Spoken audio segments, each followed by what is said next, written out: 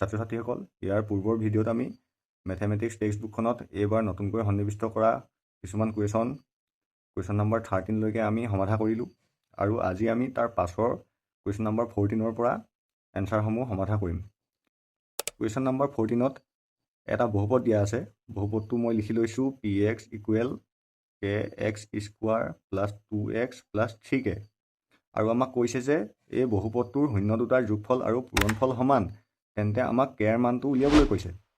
আমাক যিটো কণ্ডিশ্যন দিয়া আছে শূন্য দুটাৰ যোগফল আৰু পূৰণফল সমান, সেই কণ্ডিশ্যনটোৰ পৰাই আমি কি কৰিব লাগিব, কেৰ মানটো নিৰ্ণয় কৰিব লাগিব।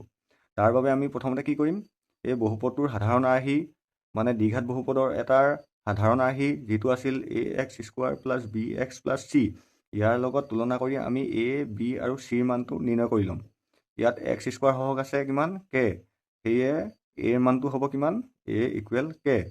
ইয়াত x ৰ সহগ আছে 2, গতিকে b ৰ মানটো হ'ব 2। c টো হ'ল ধ্ৰুৱক আৰু ইয়াত ধ্ৰুৱক পদটো আছে কিমান বহুপদটোত 3k, গতিকে c ৰ মানটো হ'ব 3k।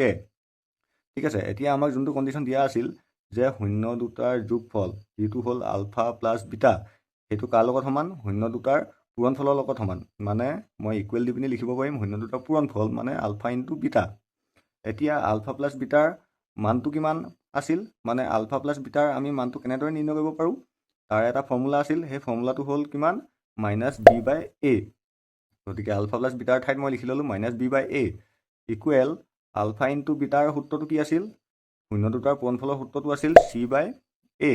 বিৰ মানটো আছে 2, গতিকে বিৰ ঠাইত বহাম মই 2, মুখৰ আগত মাইনাছডাল আছে k, গতিকে এই ঠাইত মই বহাম k ইকুৱেল c, চিৰ মানটো আছে 3k, গতিকে c ঠাইত মই বহাম 3k ডিভাইডেড বাই a মানটো আছিল k।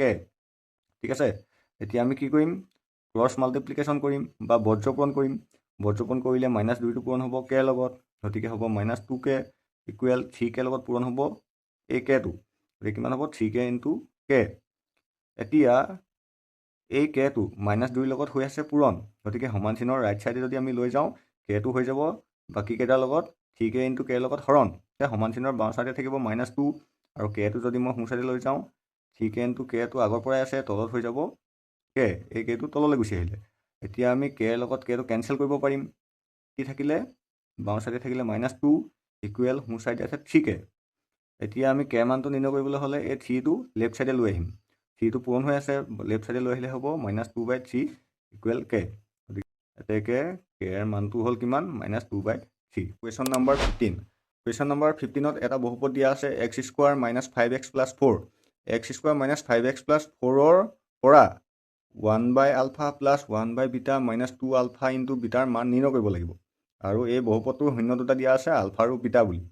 এতিয়া আমি কি কৰিম, প্ৰথমতে এই বহুপদটোৰ পৰা সহগ a মানটো উলিয়াই ল'ম, b ৰ মানটো উলিয়াই ল'ম আৰু ধ্ৰুৱক পদ c ৰ মানটো উলিয়াই ল'ম। ইয়াত x স্কুৱাৰৰ আগত সহগ 1 আছে, গতিকে a ইকুৱেল হ'ব 1। ইয়াত b ৰ মান হ'ব -5, c ৰ মান হ'ব 4। আমাক যাৰ মান নিৰ্ণয় কৰিবলৈ কৈছে তাক আমি লিখি ল'ম গিভেন 1/α প্লাছ 1/β -2 আলফা বিটা। এতিয়া আমি এই ভগ্নাংশ দুটাৰ লসাগু লৈ ল'ব লাগিব, আৰু আলফা আৰু বিটাৰ লসাগু হ'ব কি, আলফা বিটা। আৰু ওপৰত কি কি হ'ব, যিহেতু প্ৰথম ভগ্নাংশটো হৰটোত আলফা আছে, আলফাৰ লগত এই আলফাটো মিলি আছে, গতিকে বিটাটো 1ৰ লগত পূৰণ হৈ ওপৰত হৈ যাব বিটা, প্লাছ নেক্সট বিটাটো এই বিটাৰ লগত মিলি আছে, গতিকে আলফাৰ লগত 1টো পূৰণ হৈ ওপৰত হৈ যাব আলফা, -2 আলফা বিটা। ইয়াক মই অলপ প্ৰপাৰলি লিখি লওঁ, আলফাটো মই আগত লিখোঁ, ছেকেণ্ডত মই বিটাটো লিখোঁ, ডিভাইডেড বাই আলফা বিটা -2 আলফা বিটা। এতিয়া তোমালোকে কোৱাচোন আলফা প্লাছ বিটাৰ ঠাইত আমি কি বহাব পাৰিম? হয়, নিশ্চয় তোমালোকে ঠিকে ভাবিছা, ইয়াত বহাব পাৰিম -b/a ডিভাইডেড বাই আলফা ইনটু বিটাৰ ঠাইত কি বহাব পাৰিম, c/a -2 ইনটু আকৌ আলফা ইনটু বিটাৰ ঠাইত বহাব পাৰিম c/a। এই মানসমূহ আমি কি কৰিব লাগিব, এতিয়া ইয়াত আমি পুট কৰি দিম। -b মানটো আছে -5, গতিকে ব্ৰেকেট দি পিনি বহাম, ডিভাইডেড বাই a মান আছে 1, ডিভাইডেড বাই c মান আছে 4, ডিভাইডেড বাই a মান আছে 1, -2 ইনটু c/n মানটো হ'ব 4 ডিভাইডেড বাই 1। ইয়াক মই আৰু অলপ চিম্প্লিফাই কৰিলে কি হ'ব, মাইনাছে মাইনাছে প্লাছ হৈ যাব, ওপৰত থাকিব 5 ডিভাইডেড বাই 1 আৰু ডিভাইডেড বাই 4 ডিভাইডেড বাই 1, -2 ইনটু তলত 1টো নিলিখিলেও হ'ব 2 ইনটু 4 ইয়াক আমি আৰু চিম্প্লিফাই কৰিলে কি হ'ব 5/1 এই ওপৰত থকা ভগ্নাংশটো মই লিখি লৈছোঁ আৰু তলত যদি ভগ্নাংশ থাকে তাক আমি পূৰণ যদি কৰি দিওঁ এই ভগ্নাংশটো ওলোটা হৈ যাব তেতিয়া হৈ যাব 4/1 টো 1/4 মাইনাছ 4 দুগুণ 8 লবৰ লগত লব পূৰণ হ'ব আৰু হৰৰ লগত হৰ 5 এগুণ হ'ব 5 4 এগুণ হ'ব 4 মাইনাছ 8 আমি লসাগু ল'ব লাগিব লসাগু হ'ব 4 ওপৰত হ'ব তেতিয়া 5 বিয়োগ 8 4 গুণ 32 আৰু বিয়োগ কৰিলে পাম আমি 32 পৰা 5 গ'লে -27 / 4 এইটোৱে হ'ল আমাৰ কাৰেক্ট আনসাৰ। আহোঁ আমি কুৱেশ্যন নম্বৰ 16 নম্বৰ 16টো কৰাৰ আগত তোমালোকে এই তিনিওটা ফৰ্মুলা ভালদৰে চাই ল'ব লাগিব। ত্ৰিঘাত বহুপদৰ শূন্য দুটা থাকে, ত্ৰিঘাত বহুপদৰ শূন্য তিনিটা থাকে আৰু সেই তিনিটা শূন্যক কি বুলি ধৰিব পাৰি আলফা বিটা আৰু গামা। ত্ৰিঘাত বহুপদৰ শূন্য তিনিটাৰ যোগফলৰ সূত্ৰটো হ'ল -b/a, পূৰণফলৰ সূত্ৰটো হ'ল -d/a, শূন্য তিনিটাৰ দুটা দুটাকৈ পূৰণফলৰ যোগফলটো হ'ল কিমান c/a, শূন্য তিনিটাৰ যোগফল দিয়া আছে আমাক কিমান 2, শূন্য তিনিটাৰ পূৰণফল দিয়া আছে -14 আৰু শূন্য তিনিটাৰ দুটা দুটাকৈ লৈ পূৰণফলৰ যোগফলটো দিয়া আছে কিমান -7। এই তিনিটা মই এনেদৰে আগে লিখি লৈছোঁ।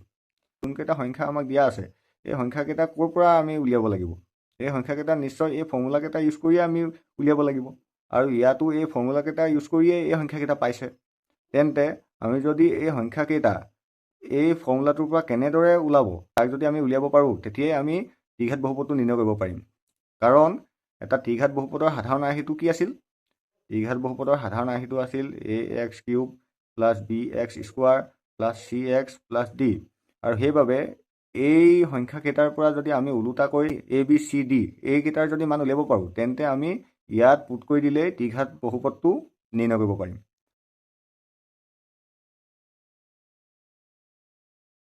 এতিয়া চাবা ইয়াত যিহেতু প্ৰত্যেকটোতেই হৰৰ ঠাইত 1 আছে আৰু এই ফৰ্মুলা কেইটাতো প্ৰত্যেকটোতে হৰৰ ঠাইত a আছে, তেতিয়াহ'লে এটা কথা ইয়াত স্পষ্ট হৈ পৰিছে যে a ঠাইত প্ৰত্যেকটোতে 1 আছে। 1 এটা প্ৰত্যেকটোতে মই দি ল'ব পাৰিম। ঠিক আছে, এতিয়া চাবা এতিয়া মই সূত্ৰটোৰ মতে b ঠাইত ইয়াত মই কি সংখ্যা দিব লাগিব যাতে এনচাৰটো 2 ওলাব আৰু ফৰ্মুলাটোৰ মতে থকা মাইনাছডাল মই দিবই লাগিব। ফৰ্মুলাটোৰ মতে থকা মাইনাছডাল মই দি লৈছোঁ আৰু মই ইয়াত b ঠাইত কোনটো সংখ্যা দিম যাতে এনচাৰটো 2 ওলায় তোমালোকে নিজে অলপ ভাবাচোন। যদি তোমালোকে ভাবিছা এনচাৰটো -2 তেন্তে তোমালোকে ঠিকেই ভাবিছা, যিহেতু মাইনাছে মাইনাছে কিমান হৈ যাব +2 হৈ যাব আৰু তলৰ 1টো আমি নিলিখিলেও হ'ব, তেতিয়া এনচাৰটো ওলাব 2, মানে ওলোটাকৈ চালে আমি 2টো পাব লাগিব ইয়াৰ পৰা। ঠিক আছে, আৰু ফৰ্মুলাটো ছেটিছফাই হ'ব লাগিব। তেন্তে এইটো কি হ'ব ইয়াত ডিৰ জেগাত ক'ব পাৰিবানে তোমালোকে ইয়াত কি হ'ব -14 কিয় হ'ব এই মাইনাছডাল যে আছে এই মাইনাছডাল ফৰ্মুলাটোৰ মতে থকা মাইনাছডালেই হয়, কিন্তু ডি ঠাইত কেৱল 14 হ'ব আৰু 14টো মই অকলশৰীয়াকৈ ব্ৰেকেট এটা দি দিছোঁ কাৰণ এই মাইনাছডাল ফৰ্মুলাটোৰ মতে থকা মাইনাছডালহে হয়। আমি ডি ঠাইত নতুনকৈ কেৱল 14হে বহাইছোঁ আৰু সেইটো হ'ল +14। ঠিক আছে, এতিয়া নেক্সট চি ঠাইত কি হ'ব ইয়াত ফৰ্মুলাটোত কোনো মাইনাছ চিন নাই, সেইবাবে এই মাইনাছডাল ওলাবলৈ হ'লে মই কি কৰিব লাগিব চি ঠাইত -7 পুট কৰিব লাগিব। তেন্তে আমি দেখিলোঁ যে ইয়াৰ পৰা a b c ডিৰ মান আমি স্পষ্টভাৱে উলিয়াব পাৰিলোঁ। কি হ'ব ইয়াত a ঠাইত হ'ব প্ৰত্যেকতে 1 হৈছে, সেইবাবে a = কিমান হ'ব ইয়াত 1। b ঠাইত আমি কিমান বহালোঁ b ঠাইত হ'ব -2 কাৰণ এই মাইনাছডাল হ'ল ফৰ্মুলাটোৰ মতে থকা মাইনাছডাল। ঠিক আছে, নেক্সট চি ঠাইত আমি কি হ'ব চি ঠাইত আমি কি পালোঁ চি ঠাইত হ'ব -7 আৰু ডি ঠাইত কি হ'ব ডি ঠাইত হ'ব 14 +14 আৰু ইয়াত -14 কিয় নহয় এই মাইনাছডাল এই ফৰ্মুলাটোত থকা মাইনাছডালহে হয়। ঠিক আছে, এইটো নিশ্চয় তোমালোকৰ ক্লিয়াৰ হৈছে। এতিয়া আমি এই মানকেইটা ত্ৰিঘাত বহুপদৰ এই সাধাৰণ আৰ্হিটোত বহাই দিম, তেতিয়া আমাৰ ত্ৰিঘাত বহুপদটো ওলাই যাব। ত্ৰিঘাত বহুপদটো হ'ব তাৰ সাধাৰণ আৰ্হিটো মই আকৌ এবাৰ লিখি লৈছোঁ ax³ + bx² + cx + d আৰু মানকেইটা যদি মই বহাই দিওঁ 1টো ইয়াত মই নবহালেও হ'ব x³ + -2x² + -7x + d আৰু d ঠাইত আছিল 14। এতিয়া যদি মই ব্ৰেকেটকেইটা খুলি দিওঁ তেতিয়া কি হ'ব x³ + -2x² - 7x + 14 আৰু এইটোৱে হৈছে আমাৰ নিৰ্ণেয় ত্ৰিঘাত বহুপদটো। Next question number 17। Question number 17ত এটা ছবি দিয়া আছে, এই ছবিটোত এখন দলং দিয়া আছে আৰু দলঙৰ ওপৰত এখন ওলমি থকা তাৰৰ আকৃতি দিয়া আছে। ৰৈখিক সমীকৰণৰ লেখ অংকন কৰিলে তাৰ পৰা আমি সৰল ৰেখাৰ আকৃতি পাওঁ আৰু দ্বিঘাত সমীকৰণৰ যদি আমি লেখ অংকন কৰোঁ তাৰ পৰা আমি এনেধৰণৰ ইউৰ দৰে এটা আকৃতি লাভ কৰোঁ। আৰু এই আকৃতিটোৰ নাম কি? এই আকৃতিটোৰ নাম হ'ল পাৰাবোলা বা অধিবৃত্ত। তোমালোকে চিত্ৰটোত চালে দেখিবা যে ওপৰৰ তাঁৰৰ আকৃতিবিলাক হৈছে এনেধৰণৰ ইউ শ্বেপৰ দৰে, আৰু এইটো সম্পূৰ্ণ বৃত্তাকাৰ নহয়, অলপ চেপেটা বা ইউ শ্বেপৰ দৰে। গতিকে এনেধৰণৰ আকৃতি আমি দ্বিঘাত সমীকৰণৰ পৰাহে পাওঁ। দ্বিঘাত সমীকৰণৰ লেখ অংকন কৰিলে আমি এনেধৰণৰ লেখ পাওঁ। ঠিক আছে, তেন্তে ফাৰ্ষ্ট এনচাৰটো কি হ'ব আমাৰ? এই আকৃতিটোৰ নাম হ'ল অধিবৃত্ত বা পাৰাবোলা, PARABOLA। নেক্সট 2 নম্বৰ কুৱেশ্যনটোত কৈছে চিত্ৰটো বুজাবলৈ বহুপদটোৰ প্ৰকাশ ৰাশি কি হ'ব? আমি গম পালোঁৱেই ইতিমধ্যে যে এনেধৰণৰ লেখ আমি কোন বহুপদৰ পৰা পাওঁ? দ্বিঘাত বহুপদৰ পৰা। দ্বিঘাত বহুপদৰ সাধাৰণ ৰাশি কি আছিল? ax² + bx + c। অপশ্যন কোনটো শুদ্ধ হ'ব তেন্তে? Option B, y = ax² + bx + c। Next question number 3ত আমাক কি বুলি কৈছে? বহুপদটোত শূন্যবোৰ লৈখিকভাৱে প্ৰকাশ কৰিব পাৰি আৰু বহুপদটোৰ শূন্যৰ সংখ্যা আৰু বিন্দুৰ সংখ্যা সমান। ঠিক আছে, এই কুৱেশ্যনটো তোমালোকে এনেদৰে বুজিব লাগিব যে এটা বহুপদৰ লেখডালে এই এক্স অক্ষক যেটা বিন্দুত কটাকটি কৰে সেইটাই শূন্য পোৱা যায়। উদাহৰণস্বৰূপে এই চিত্ৰটোত তোমালোকে চোৱা, এই লেখডালে এক্স অক্ষক দুটা বিন্দুত ছেদ কৰিছে, গতিকে এই বহুপদটোৰ শূন্য সংখ্যা হ'ব 2টা। এই বহুপদটো মই অংকন কৰোঁতে এক্স অক্ষক এটা বিন্দুটো ছেদ কৰা নাই, গতিকে ইয়াত আমি বহুপদটোৰ শূন্য নাপাওঁ, আৰু বহুপদটোৰ শূন্য পাবলৈ হ'লে এক্স অক্ষক ছেদ কৰিবই লাগিব।